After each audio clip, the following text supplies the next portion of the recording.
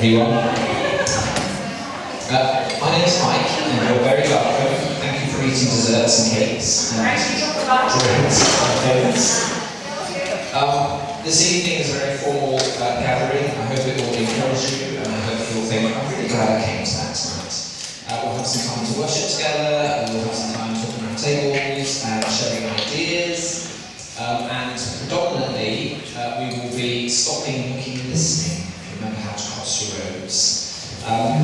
We'll be thinking about where we are in our various churches, and we're a wide spread of geography and denominations and all sorts here tonight, which is wonderful. So I want us to think about where are we in our little patches, what's the state of play, how are people feeling, how are we feeling, how are the children and young people that we work with, the families, where are they at? And then we're going to look forward to think, well, where would we love to be? Where is the dream? Where is the prayer for where we want to be too? And I'm always about looking forward. We can learn from the past, but don't look to the past for the direction to go forward. That's almost like the summary of the whole evening right there. I've said it within the first 2 minutes. And the third word that we're going to spend a bit of time on as well is listening. How do we listen well to the children and the young people that we work with? Hopefully we will have their voices ringing in our minds, and we'll be able to say, well, this is what they say, this is what they mean, this is what they feel, this is what's important to them. So we're going to share some of that around the tables tonight, but also look at ways that we can go on to hear the children and young people that we work with. How do we hear their voices through some reflections? Anyway, I probably should have said when you came in, the stuff on the tables you can do as and whenever. It's not like it will happen at a certain point in the evening. So if you think you've got your Bible heads on tonight, there's a little Bible book quiz. You can tell me which book of the Bible these verses are from. And if you're really nerdy and you've done like memory verses as a child, and you think I know exactly where that's from, I don't just know the book, but I know the verse and the chapter as well. You can be a spot and put that down as well. But as and when there's a gap when you're chatting and you think, oh, I'm not joining this conversation, I'd rather do a quiz. You can do that. And completely disconnected from anything other than something else to do, song titles with colours in the names. So this is colours, in case you've got your colours written down there. And the idea is, can you think of 12 different songs that have each colour in them? So yellow is the obvious choice. You have yellow, submarine, I'll give you that one for nothing. But go down the list and see if you can think of song titles with colours in, and we'll see how you do at the end of the evening. Has everyone had cake and drink? Possible. Has everyone got a sticker? Because I know these evenings, and generally in life, I'm terrible at names, so please forgive me if I look at you blankly and say, and I avoid saying your name. Please get a sticker, they're at the back there, pop your name on it, that would be great. Okay. These screens aren't big, and my slides don't have big words, so where you can't see them, we'll just jump on past.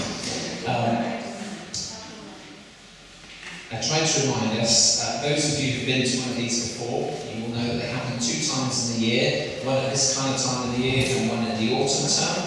And our third opportunity to be all together is the Joined Up Conference, which always happens on the first Saturday in March, and that's a much bigger event, which I think some of you have been to, but if you haven't, you'd be welcome to come to it.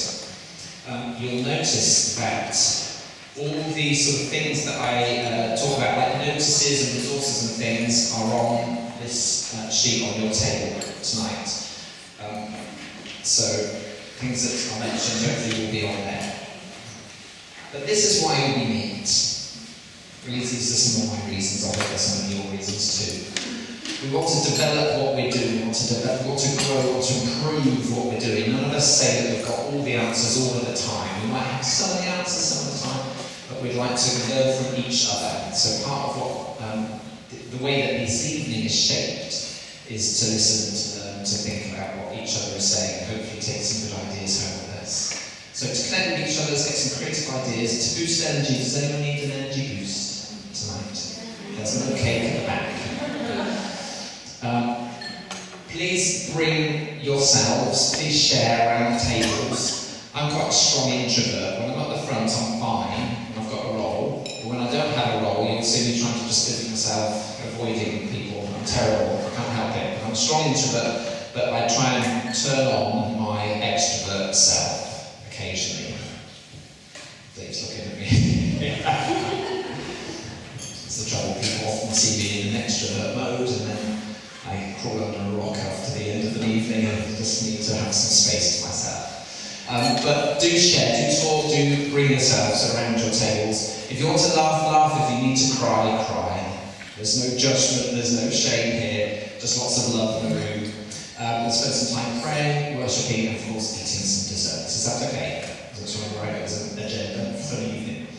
The desserts will stay at the back throughout the evening. At any point, you may go and get some more if you feel a bit peckish. Otherwise, I will have to take it home. My children have to eat it, and that won't be good for them or me.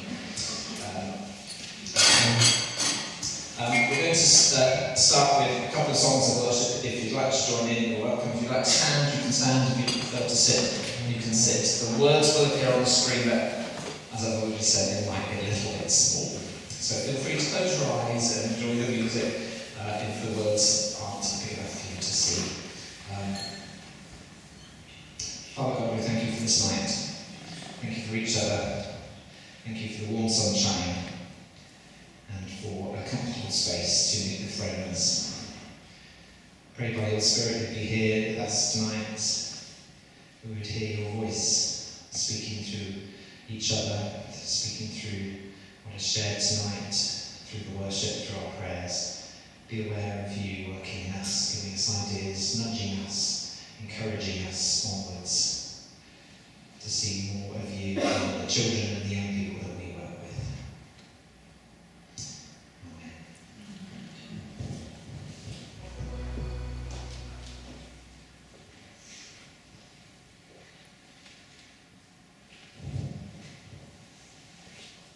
So we welcome you here. We thank you for your presence with us. We thank you for each other. Thank you for what we bring. You give us courage and boldness to share, to talk, to engage, to bring our piece of you to conversations this evening.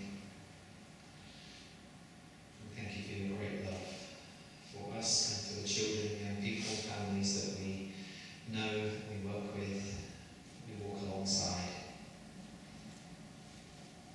They would each know your love, peace, your healing, your goodness in their lives. Amen. Amen. Sorry if you don't know those songs, but they're two of my favourites at the moment. I hope they blessed you in some way. So if you're somebody who likes to scribble and take notes, you might want to grab one of these, because we're going to go through some of these points now, just as a way of keeping you up to date with things that are happening in our area.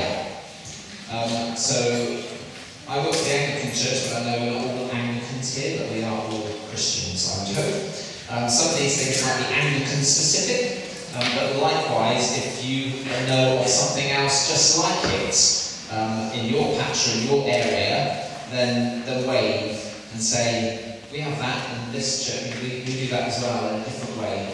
So this is a bit of a sharing time, hopefully, full of ideas and resources that will help and bless you.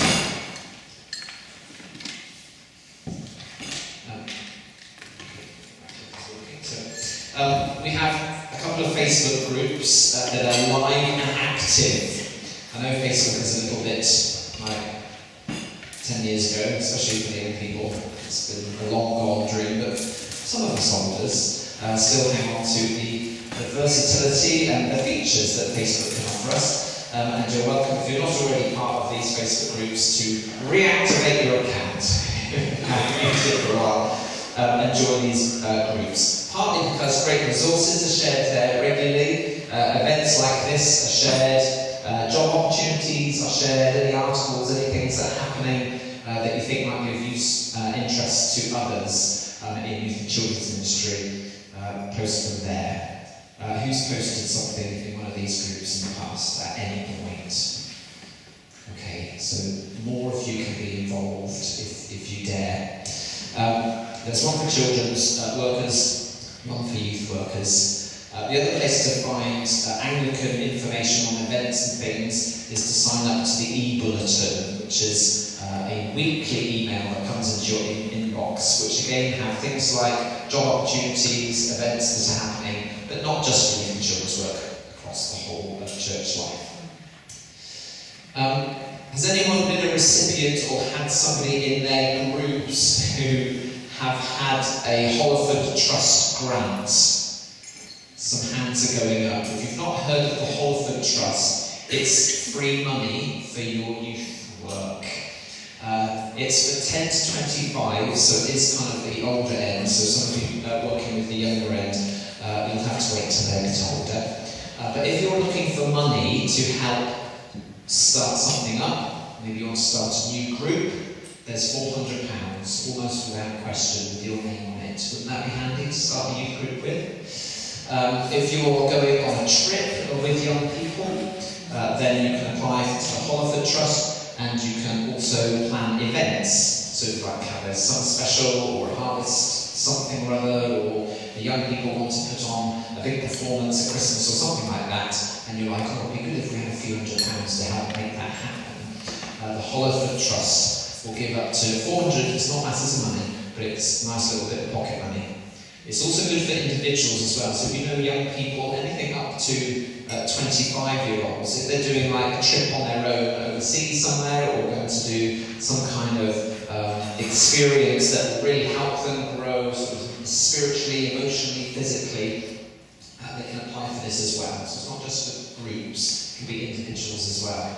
And also the big award is an annual award worth £2,500 that Amy has been part of applying for. Do you want to give us a few seconds? Give us a few seconds on. Okay, and suddenly a lot louder. Someone gave me a mic. Who did this? So when was it? February? Yes, February. My colleague Rachel Riddler and I got lost somewhere in Rotherham looking for Church House. But we went to Church House, we presented before the Hollowford Trust our idea for a social action weekend called Hope Doncaster. And we had, this was going to be a very small thing, we didn't think it was going to be very big at all. But it was mostly to get children encouraged in sharing God's love in practical ways, is the tagline of Hope Doncaster. And we only really went for the £400, that's all we were really thinking we'd even get. And we got an email back from Mike saying we'd like to give you the full £2,500, which we went, what? So now we're really privileged to be able to put on, at the end of June, the 24th and 25th of June, we've got a full weekend of social action for young people in Doncaster. The Friday night will be a launch and commissioning for the young people. All day Saturday they will be doing their social action in Doncaster. So my youth group, the Boys Brigade, we're going to do some gardening in our churchyard, and then in the afternoon we're doing a cuppa in the car park. And anybody walking past our church can pop in for a cup of tea in the car park, or coffee, or water, juice, whatever your poison is really. And then we'll have our book bank out as well, so you can have yourself a free book. That's what my youth group are doing. And there's lots of other youth groups in Doncaster doing similar but slightly different projects. And then on the Saturday night, there'll be a celebration of all that work with inflatables and fun stuff for the young people. And on the Sunday, they will be empowered to go back to their churches and share this amazing work that they've done. So all of that really is thanks to the Hollowford Trust. So thank you. See what can come alive with a great idea. So every year there is the big award worth £2,500. If you can get together with some other youth workers and come up with a great idea, pitch it, and and you might appreciate some money to help you make those ideas happen as well. So that's, thank you Amy, that's worth knowing about. Breathe Deep is a youth event, which a number of you have brought young people to in the past. It's happening again on Saturday the 27th of January next year in Sheffield Cathedral.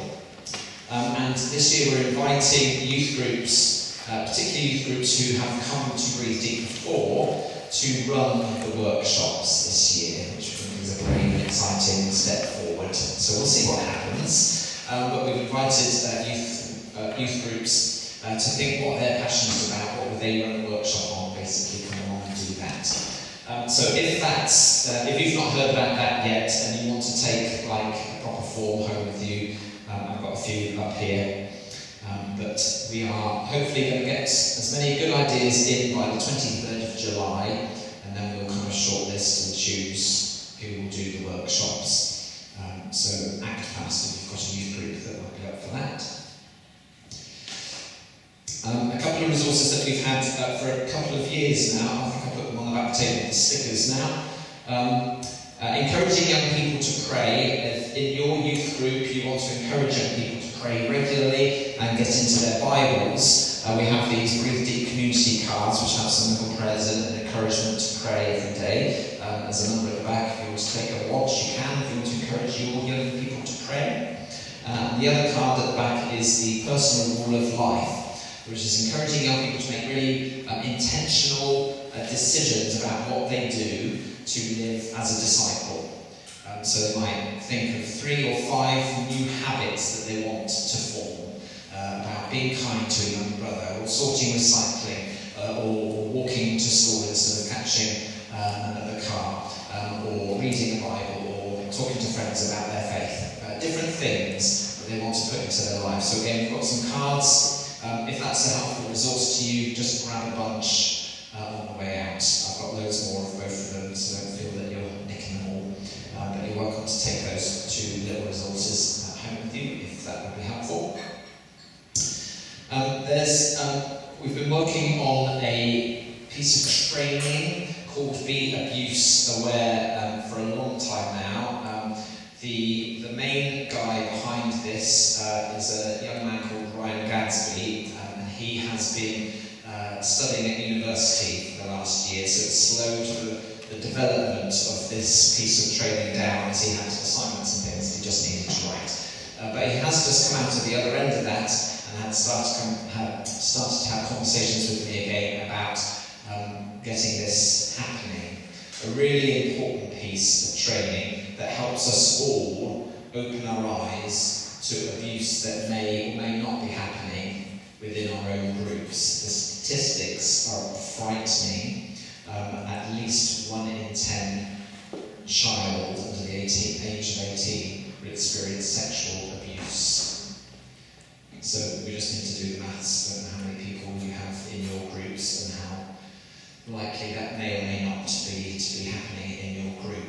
But one of the important things about this piece of training is it helps us open our eyes, not just to the signs and symptoms, which is what we cover on our safeguarding training, but also to be running sessions, running activities and things that allow children to disclose if they're ready, to create a culture and environment where it's safe to speak about things that might be concerning to a child, and giving space in your programs and things like that.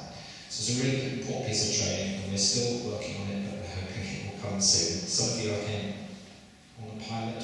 We did a pilot, so it's not in this. So I hope that would be an important thing. So that will be advertised through Facebook groups and e-bulletin when that is ready to come out. Safeguarding. How many people know if they're definitely up to date with all their safeguarding? No question of doubt.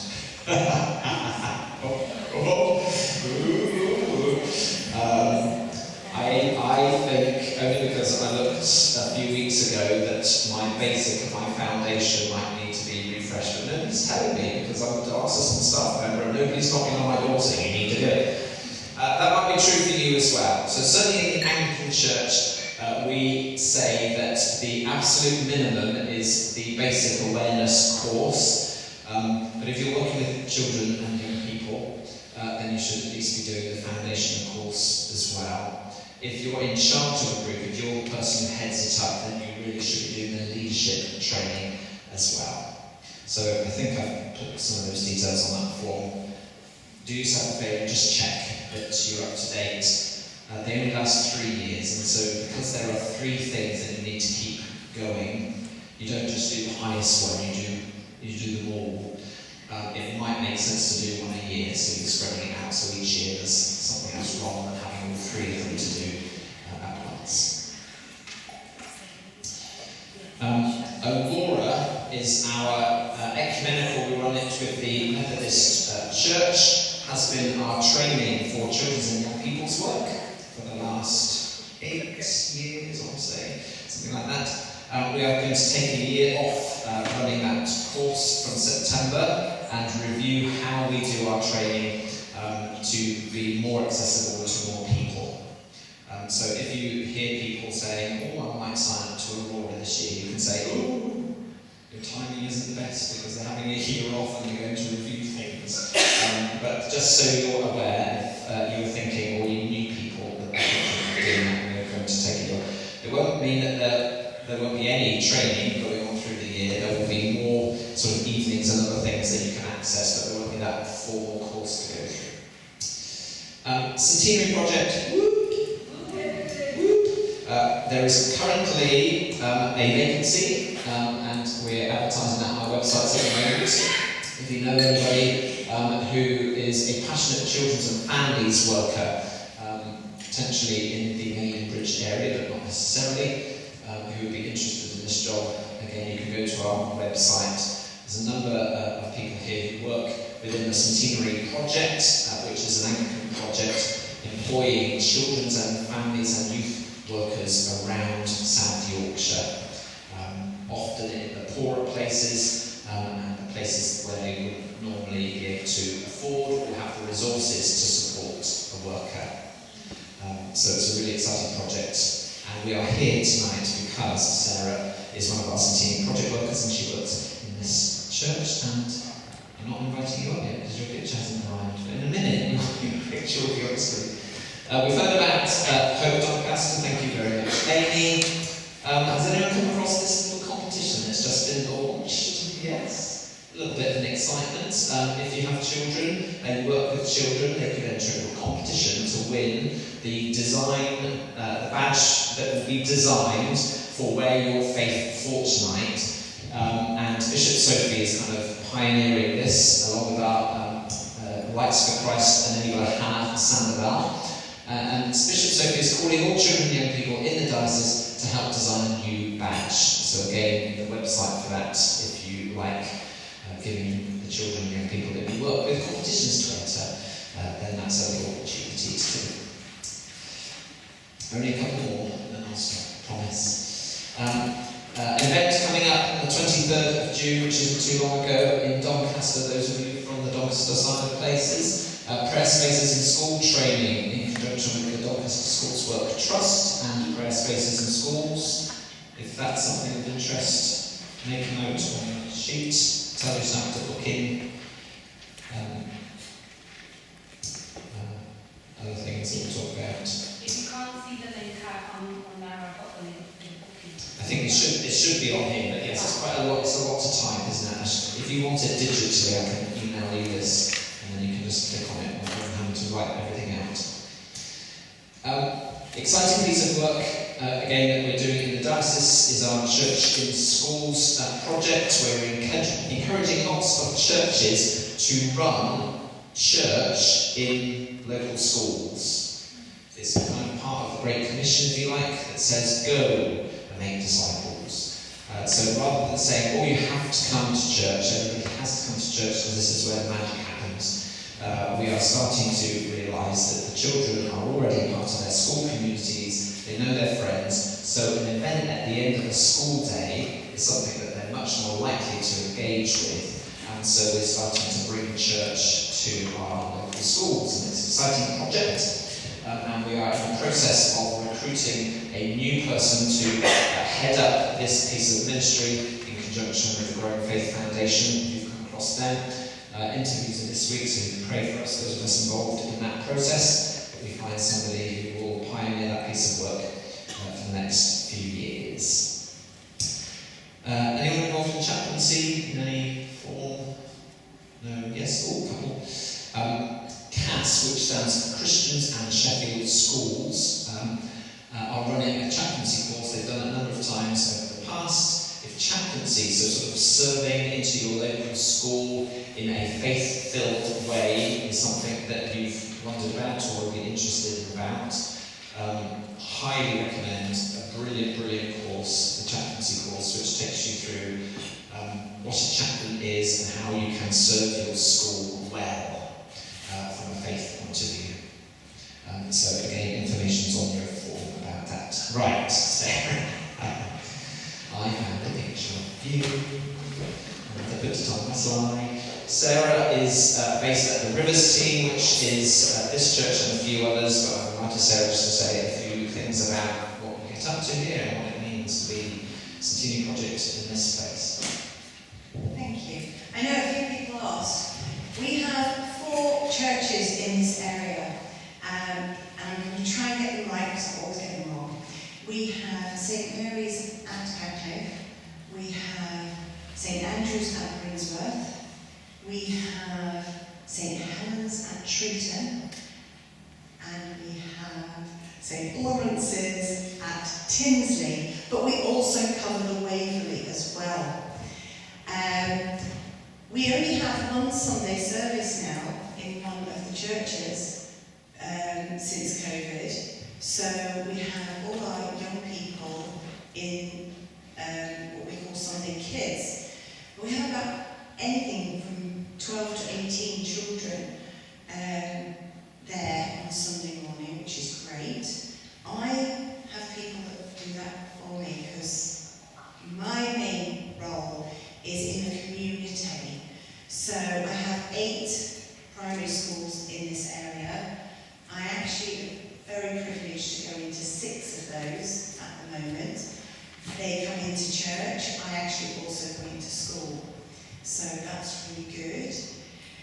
We run a toddler group called First Steps, which runs at St Andrew's in Brinsworth, which is really well attended, especially in the summer, so we're very privileged to have an outside area as well, so we open that up as well, and get bikes and sand and water outside.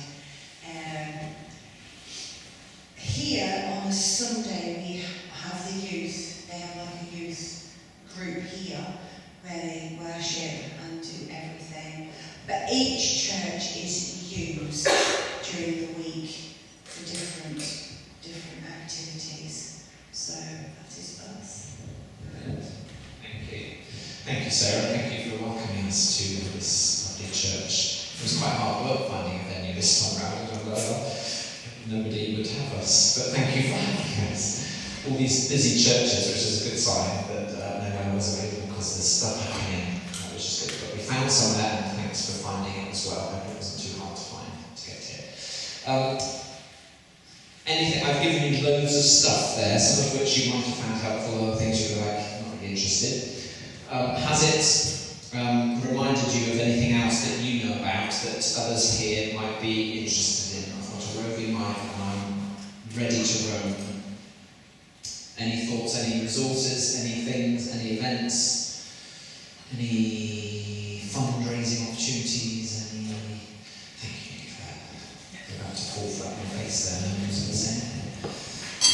It's just occurred to me, there are people here who would be interested in care for the family bereaved parents support day. That's actually happening at St Mark's Roadside this Saturday. So if you know any parents that this might be of interest, I believe there's still places that people could still look on that.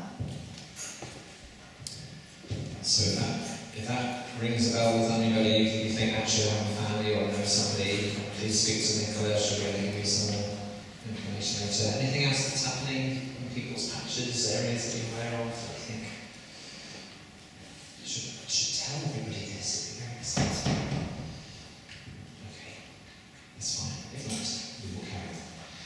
into the main bit of what we're going to do tonight. So, we are minutes away from having some conversations around tables. I hope you're excited and ready for that. Get your extrovert switches on.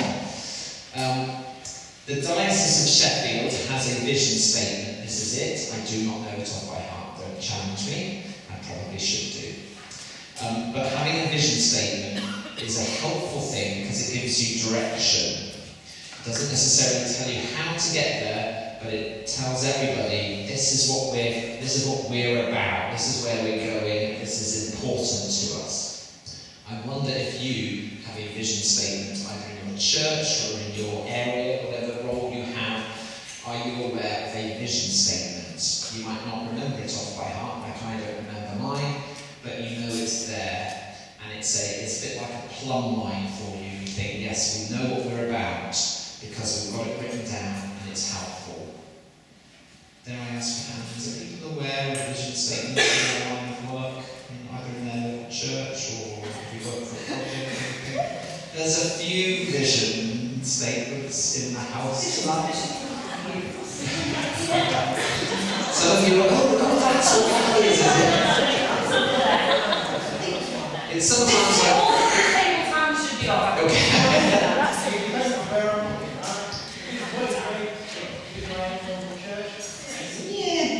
Okay, yeah, so some of us have maybe several sort of pots that we belong to, and there might be vision statements for some, not for others.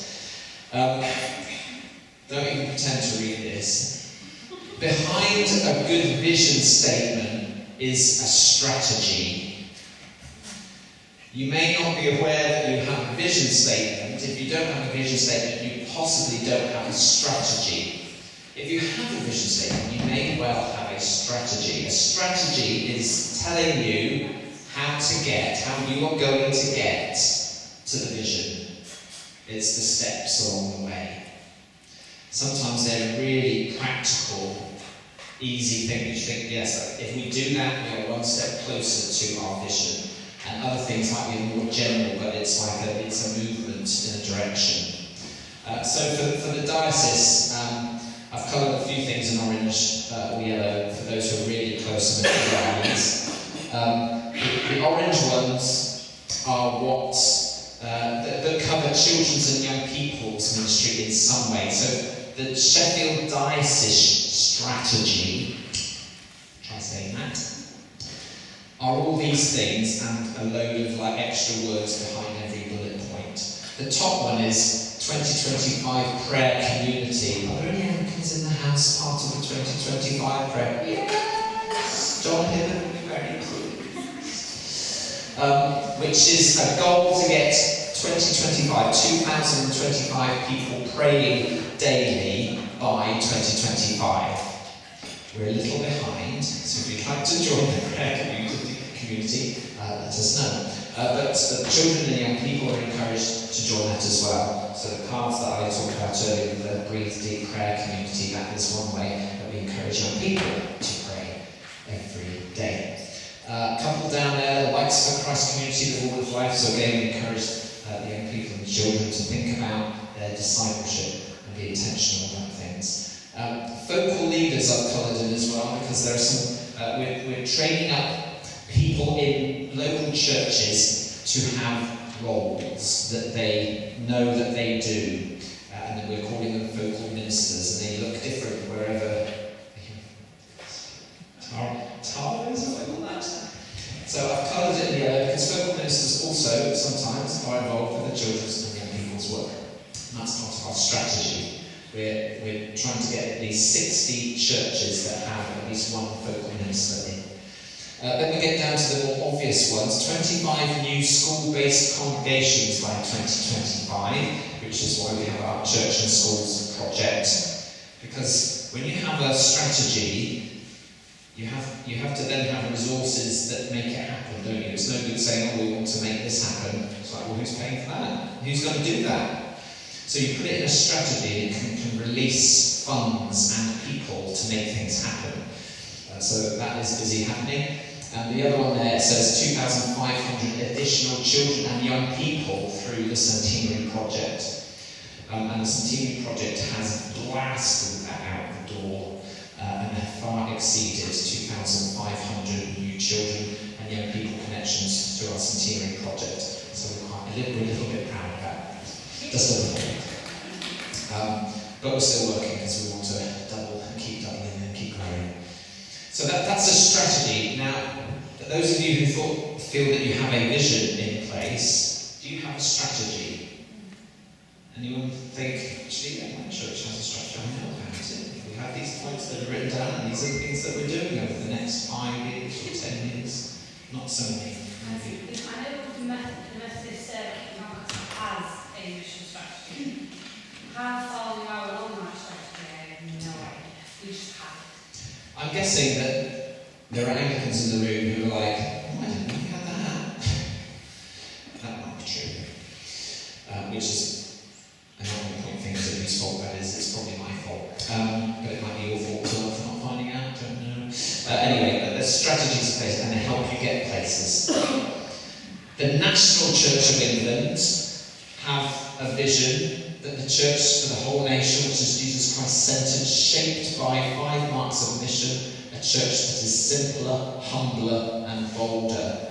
And one of its main 3 priorities is that church will, to be a church that is younger and more diverse. That is the National Church of England's priority, one of 3 priorities. It wants to be younger. How is it going to be younger? We don't age backwards, do we? So we're going to have to start bringing people into the church. And because it's part of the vision, it's then part of the strategy. And because it's part of the strategy, money follows. And people follow. Because it's no good having a strategy that you don't do anything about. Right? So the exciting bit for Anglicans in the room is that the priority of priorities, which is what I've been told it is, the top priority for the Anglican Church in this country is to double the number of children and young active disciples in the church by 2030. What a time to be alive. I get excited about that. I'm like, what? The Anglican Church? The Anglican Church? The Anglican Church is like doing something important, and children and young people are like priority number 1, which means funding will be released, things can be happening, we can start getting expectant, we can start thinking, okay, let's do this, we can do this. What does doubling my group look like? My group's like, I've got 12 children that come to my group, doubling that in the next 7 years, well that means it goes up to 24. Can I staff that many? Do I need some more leaders to support that? Where are these children going to come from? What if I was to start from nothing? How would I start drawing children in? Can I have that mentality even though I've got 12? Or am I just happy with the 12 that I've got? Have I ever thought about growing the 12? Or do I not want to grow the 12? Because 12 is manageable. All these questions start to come into our head. How can we double what we have? Which can be exciting. I'm going to say about those. Some interesting graphs and charts that we'll skip over. Yes? Question. A lot of the strategies and aims are come under the voice again. Now we have moved from a Methodist church to an Anglican church in the last 2 years. Does that mean we have met or are meeting the Diocese of Sheffield strategies? Well, because we moved from... Because the church has accepted us as a voice brigade with all the young people. So you've just brought all your young people to add to our numbers, basically. Thank you very much. Thank you. That's brilliant, yeah. We've moving to an Anglican church have got more young people than we ever had at the Methodist church. I'm personally not interested about what badge we wear, whether we're Methodist, Anglican, Baptist, URC, etc., etc. I'm interested in the kingdom of God growing. Yeah. So if it's the same children moving from one to another, yes, that makes one set of figures look better than the other. But I'm like, if it's the same group of children, let's double them. Let's keep going. Right, around your tables, you've got a big piece of paper, so you might need to move some cups and pens and things like that. I've got all these pieces of paper. If you can unroll it to spread it out on your table. You've got different pens you can use, big fat chunky pens and smaller Sharpies, whatever you want to use. Anyone on your table is allowed to write anything. as long as it's not rude. And you can all grab a pen and you can write, so you don't have to have just one scribe unless you particularly want to. But ask yourself some of these questions and try and keep the writing on the paper quite brief. Just a word or two or just a very short sentence. Don't write a whole essay. But answer these questions on the big sheets of paper. The questions are, you read a lot. I know, as soon as I say new things, everything goes. So the question, where are we? Is the answer to that isn't Sheffield or Rotherham or Doncaster.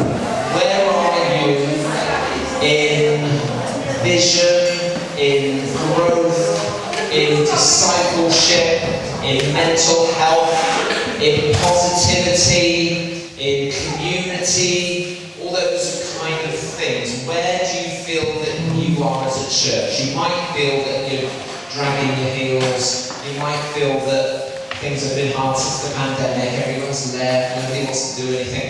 So whatever's real to describe a bit of where you feel you're at. And you can answer the question either from your local church or if you have a different role that covers a different area. Answer it however you like. Let's just get some of the thoughts and feelings down on paper so we can acknowledge that they're real. So where are we? Where are our churches? All these questions going on this piece of paper. Where are our teams? Maybe you think your team has gone completely. You've depleted, or maybe your team has grown since the pandemic. Where are the children, young people and families? Not just where are they physically, but where are they in their faith? Is it a positive feeling at the moment, or are there negative feelings? What are the good things that are happening in your churches or communities that you can put down there as celebrations, but be real as well? Put down the things that you really think. Like if you had a chance to stand in front of your church and tell them what it's really like, what would you say? You might be escorted out the back door, I don't know. And the last couple there, what have you lost? We've talked about a lot about that over the last few years, that the pandemic has lost a lot for us. And so we can point our finger and blame the pandemic. And absolutely.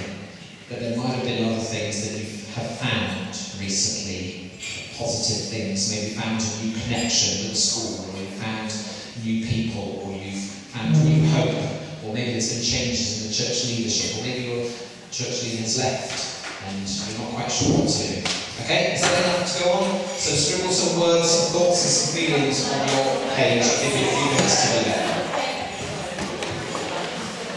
I hope the exercise of doing that is a helpful one. I don't want it to be a depressing exercise, but if it has been quite hard to acknowledge where you're at, then I hope that that's an important hard step. If you have found some positivities and some light shining and some hope in where you're at, let's rejoice in that and let's pray for more of that as well. I think doing this kind of exercise is a great way of starting to think about vision and strategy. If we don't know where we are, we can't even imagine where we might want to be. Because we might be fooling ourselves that we're somewhere that we're not. Sometimes it's tempting to kind of create this parallel universe that we live in and pretend everything is alright. Oh, everything's fine, yes, we've had better days, but it's all right, isn't it? Yes, everything's going fine, numbers are a bit down. We're all right, really. We can convince ourselves that there isn't anything wrong with where we're at. So I think sometimes doing an exercise like this that kind of encourages us to think, what have we lost? Where are we? Where are the children, actually? Where do they struggle? Where are they celebrating life? So hopefully that's been a helpful starting point for us now to go on to the next question, which again you can either do in the same groups that you're working with, or if you just want to have a bit of thinking time on your own, then give each other permission to do that. I wonder, what is your prayer for the future? Acknowledging where you are, where we are, what is the prayer?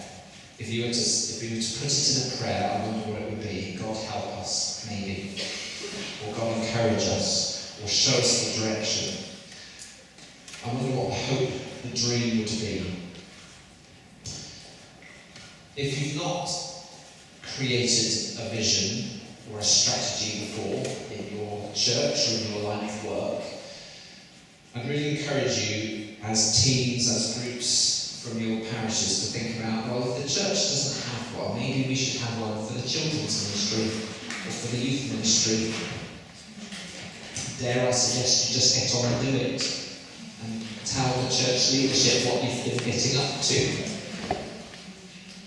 In the absence of a vision, Vicar, we have created a children's vision for our children's ministry, for example. Don't get too much into trouble, you know your places and what you can get away with. But commission yourselves as people who work with the children and the young people in your places to develop a vision. So what would the start of that bit of work be? I'm not suggesting we'll have everything summed up tonight, but it will be a starting point to help the cogs start turning in that general direction. So what would shaping a vision strategy look like, and when might you be able to do it? If that's something that you would like to do, when are you going to do it? Because if you're like me, you think, that sounds like a good idea, and it will never get done. But if I say, that sounds like a good idea, let's say that over the summer, we will develop something. We will work on it. There's lots of different ways you can do it. You can draw people together to pray, to listen to God and what He wants you to do as a church, what He wants you to do in the children's ministry. Pray together in your teams, listen to God, what is He saying, listen to the children and young people, what are they saying, and maybe dare to write something that gives you a direction to travel in and also some steps that you might get to. So the start of that process is, what is your prayer? What is your dream and vision? Have a couple of minutes. Again, if you want to talk, you can. If you want to sit and pray and think, give each other permission to do that. And we'll have a few minutes, maybe jotting something down on a piece of paper about what your prayer, your hope, your dream to be for the ministry that you're involved with. Okay. Let's draw that together. I don't spend any time to do this myself. But I hope it's been enough to open a box of possibilities for you to dive into. I encourage you, at least, if you haven't come with others from your church, from your project, from your denomination, to answer that, when will you do this question? When will you do the piece of work that needs to be done? When will you do the listening? When will you do the thinking and praying and then writing down something that might help you, draw you on? Maybe one of your visions would be to double the number of children that come to your group. Maybe that's a start. Maybe that's a strategy rather than a vision. There are opportunities, I hope, that you are aware of as well that might help you in your strategy setting and your vision setting. Some of them I've put up here, again, most of them are from Anglican perspectives. Forgive me, I'm paid by the Anglican, so that's what I know. Every year there's a development day, it happens in October. This October, the development day is centred around children and young people and families for the first time ever. So it's an amazing opportunity for us to get involved with that day and also encourage those who work with children and young people. Come to the development day this year because there's loads of stuff about starting new things with children and young people's groups. I want to say the 7th of October, does that sound right to anyone? Saturday the 7th of October. You say it's the second Saturday. Sorry? Are you saying the second Saturday? That's the first Saturday. First Saturday, which is the 7th of October.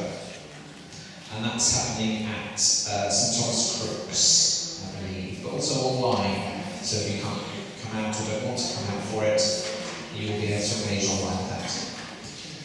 I put up the ministry experience scheme and I skipped over it as a slide earlier, but if you 18 and 30 who are exploring a calling to children's and youth ministries as a job, as a career path. Again, in the Anglican Church, for the first time ever, the Ministry Experience Scheme, which is usually tailored for people thinking about becoming a vicar and being ordained, they are starting a whole new stream for people who want to explore a ministry according to youth and children's work. It's good times to be alive. If you know somebody, or if you think you want to know more about that, come and talk to me afterwards. The Ministry Experience Scheme starting this September. The Joined Up Conference, that's mentioned earlier, every first Saturday in March in Sheffield. Lots of workshops and things. So if you have new people that might be interested in children's and youth ministry in your church, you can come along to a day like Joined Up to get them excited and fired up, get lots of training on different areas. It's a great opportunity. Put the Centennial Project there because the Centennial Project holds many wonderful opportunities that you can connect with. Again, if you're an Anglican church and you don't have any children's or young people's paid work in there, or you want to benefit from training and connecting with our Centennial Project workers and the team, then again, chat to us. Opportunities, things that we won't have even thought about yet that we'd be interested to chat to you about. Focal ministry, church and schools, about funding opportunities. Again, whichever denomination you're from, there will be places that you can apply to for funding and access funds. Sometimes money helps. Just saying. Sometimes I don't think you need money to do ministry, but money helps. Training opportunities, partnerships, if you can't do it on your own, or you feel your church just doesn't have even enough critical mass to get a youth group together or a children's group, you just don't have the people who are able or willing, then consider partnering up with another church, another group down the road, or another denomination, dare I say it. Let's release our grip on control of whose children they are, what parish or what district or whatever you might be a part of, but let's work together to see things happening.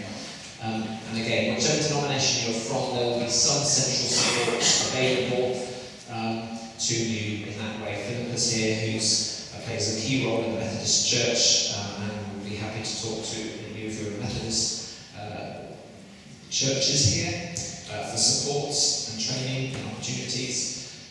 Myself for the Anglican Church, Sarah's here as well from the Centennial Project. She heads up our Centennial Project. Speak to people, connect with people that could be helpful to get you going on this journey. So the last few minutes, and I am keeping an eye on the time, I'm aware that it's 8 minutes to 9 now, we're supposed to be finishing at 9, funny that, is to encourage you to listen.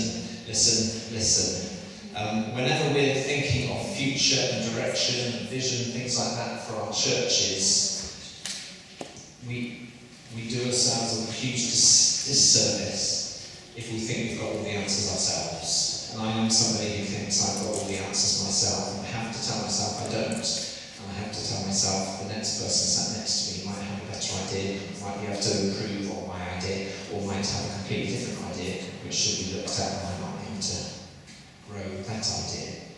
So listen to God, pray, asking God together as a group, as churches, what you say to us. What is your mission for us?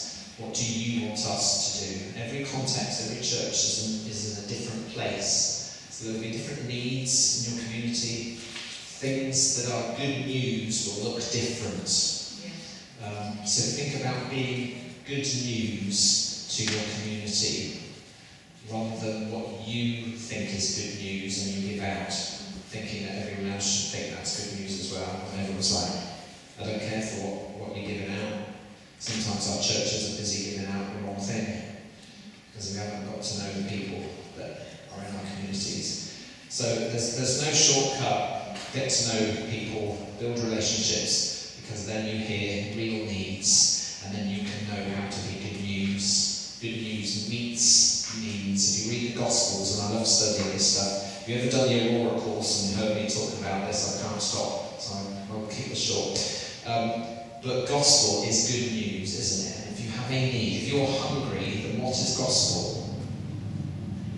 Food. Food is gospel if you're hungry. It's not preaching to them about how they need to fall at the foot of Jesus and give their life to Jesus. If they're hungry, you feed them. That is gospel, that's good news. Jesus did that. This revolutionises everything in my mind. So whatever the needs are in your community, you meet it. That's gospel. So think about your communities, think about your church families, think about the children who come to you. Is what they need what you're giving them? Or are you giving them something that you think is the right thing that you've never really thought about? What do they need? Do they need this for me? Are they just coming because they've always come? What's their need? Find out by knowing them, talking to them, conversations, relationships, know the families, know the positions. So you can listen in lots of ways. You can write questionnaires and find out things like that. Have conversations around cups of coffee or orange juice. Have polls where people are giving their opinions about different things. Use social media if you have those connections in the community to hear what people are saying, but listen.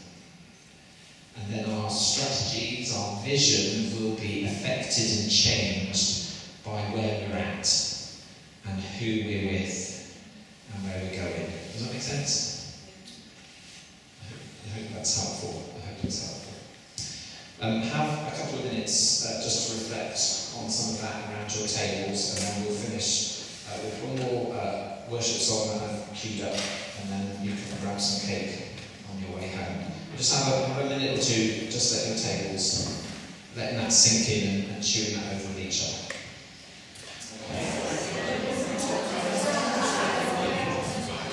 If you want to continue to pray with others on a weekly basis, may I invite you to join a national gathering of people every Tuesday. I know this won't work for probably most of you, but if you are around on a Tuesday lunchtime between 1 and 1:20, I think I'll put that link on this sheet. Did I? Maybe I didn't. Take a picture of that link if you're really interested. I post it on the Facebook groups every now and then. Come and join us on Zoom to pray for the doubling of the number of children and young people in the country every Tuesday. There's not masses of us that gather, and I would love it if South Yorkshire got on Zoom every week and we were like half the people praying. That's my vision.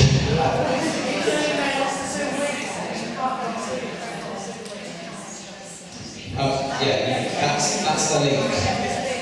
You can't see it. It's put on the sheet.